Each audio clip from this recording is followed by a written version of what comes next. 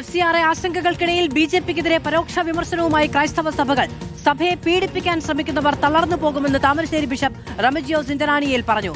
ക്രൈസ്തവ മിഷണറിമാർ നിരന്തരം ആക്രമിക്കപ്പെടുന്നതിന് പിന്നിൽ രാഷ്ട്രീയ ലക്ഷ്യമുണ്ടെന്ന് ലത്തീൻ സഭ ആർച്ച് ബിഷപ്പ് തോമസ് ജേനറ്റോയും പ്രതികരിച്ചു. FCRA നിയമ ഭേദഗതി ബില്ലിനെതിരെ സ്വരം കടുപ്പിക്കുകയാണ് ക്രൈസ്തവ സഭകൾ. ദുഃഖവെള്ളി ദിനമായ ഇന്ന് BJPക്കെതിരെ പരോക്ഷ വിമർശനവുമായി വിവിധ സഭകൾ രംഗത്തെത്തി.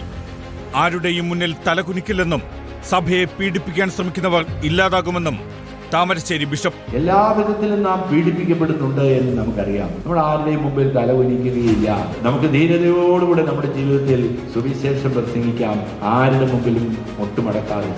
ക്രൈസ്തവ മിഷണറിമാർ നിരന്തരം ആക്രമിക്കപ്പെടുന്നതിനു പിന്നിൽ രാഷ്ട്രീയ ലക്ഷ്യമുണ്ടെന്ന് ലത്തീൻ സഭ ആർച്ച് ബിഷപ്പ് തോമസ് ജേനറ്റോ. ക്രൈസ്തവരെയും മിഷണറിമാരെയും ആക്രമിക്കുന്നതിനു പിന്നിൽ ഗൂഢമായ സ്വാർത്ഥ താല്പര്യങ്ങളും രാഷ്ട്രീയ ലക്ഷ്യങ്ങളും ഉണ്ടെന്നുള്ളതാണ് സത്യം. FCRA നിയമ ഭേദഗതിക്കെതിരായ പ്രതിഷേധം കടുപ്പിക്കാനാണ് ക്രൈസ്തവ സഭകളുടെയും സംഘടനകളുടെയും തീരുമാനം. റിപ്പോർട്ടർ, കൊച്ചി.